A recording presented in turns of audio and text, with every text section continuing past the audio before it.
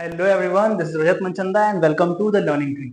आज के इस लेक्चर में हम लोग एक ऐसे वर्ड को देखेंगे, एक ऐसे टर्म को देखेंगे जो शार्क टैंक में आपने दसियों बार सुना होगा।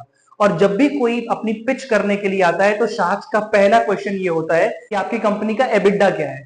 तो एबिडा क्या है, इसको किस तरीके से देखते हैं, किस तरीके से कैलकुलेट करते हैं, ये सारी चीजें हम लोग इस वीडियो में देखेंगे। आइए स्टार्ट करते हैं। EBITDA, सबसे पहले इस टर्म का मतलब समझना बहुत जरूरी है कि EBITDA का मतलब क्या होता है। तो E earning, B before, I interest, T tax, D depreciation and A amortisation. पहले इसको समझ लेते हैं। अर्निंग बिफोर इंटरेस्ट, कंपनी ने अगर कहीं से लोन लिया हुआ है, बोरोविंग करी है, तो उसके ऊपर क्या उसको इंटरेस्ट देना है। कंपनी के टैक्सेस क्या होने वाले हैं। कंपनी का एक साल के अंदर जो भी उसके पास टेंजिबल एसेट्स हैं उसकी वैल्यू कितनी कम होने वाली है, डेप्रिशिएट होने वाली है, डेप्रिसिएशन। और उसके पास जो इनटेंजिबल एसेट्स हैं जैसे कि पेटेंट हो गया या फिर कोई सॉफ्टवेयर लिया हुआ है, तो मान लीजिए अगर कोई सॉफ्टवेयर 100 करोड़ का परचेज किया गया है और 10 साल उसकी लाइफ है, उसकी वैलिडिटी है, तो यानी कि हर साल 10-10 करोड़ रुपए वो अमोर्टाइज हो रहा है, उसकी वैल्यू कम हो रही है। तो इनटेंजिबल एसेट्स के केस में हम लोग वर्ड यूज करते हैं अमोर्टाइजेशन। तो ये सारे एक्सपेंसेस के पहले का प्रॉफिट, ये सारे एक्सपेंसेस के पहले का प्रॉफिट कहलाता है EBITDA। अब इसका मतलब क्या है। It helps to assess financial health and operational efficiency of a business. तो सबसे पहले समझने वाली बात यह है कि ऑपरेशनल इफिशियंसी बताता है EBITDA।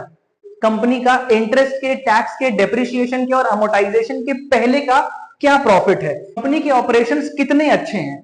यहां लिखा है कितने अच्छे से आप अपने ऑपरेशन से प्रॉफिट बना रहे हैं। तो आप जितना अच्छा बिजनेस करेंगे, जितने इफिशिएंट होंगे अपने बिजनेस में, जितने अच्छे से आप अपनी इफिशियंसी को दिखाते हुए प्रॉफिट जनरेट कर पाएंगे, उसे हम लोग बोलते हैं EBITDA।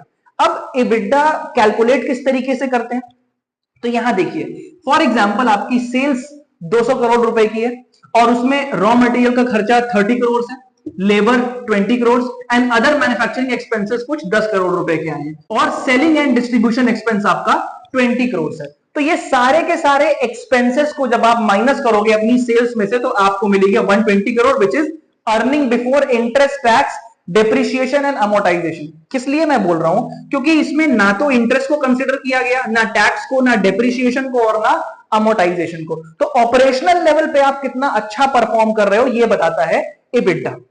अब इसमें से आप डेप्रिसिएशन, अमोर्टाइजेशन माइनस कर दो, इंटरेस्ट माइनस कर दो, तो आपको मिलेगा अर्निंग बिफोर टैक्स, क्योंकि अभी हमने टैक्स को कैलकुलेट नहीं किया है। और अर्निंग बिफोर टैक्स में से आप टैक्स माइनस कर दोगे तो फाइनली आपको मिल जाएगा अर्निंग आफ्टर टैक्स। तो बहुत से लोग जब पिच करने आते हैं तो वो अपना नेट प्रॉफिट बताने की जगह EBITDA बताते हैं, क्योंकि कभी कभी ऐसा देखा गया है कि कंपनी का नेट प्रॉफिट भले उतना बेहतर ना हो लेकिन उनकी ऑपरेशनल इफिशियंसी की वजह से उनका EBITDA ज्यादा अच्छा होता है।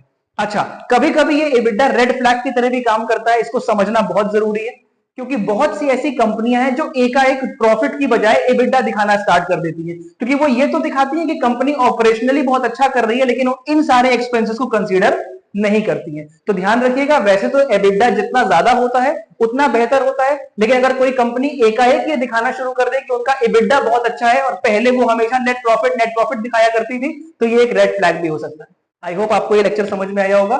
मिलते हैं नेक्स्ट लेक्चर पे, तब तक के लिए बाय बाय, टेक केयर।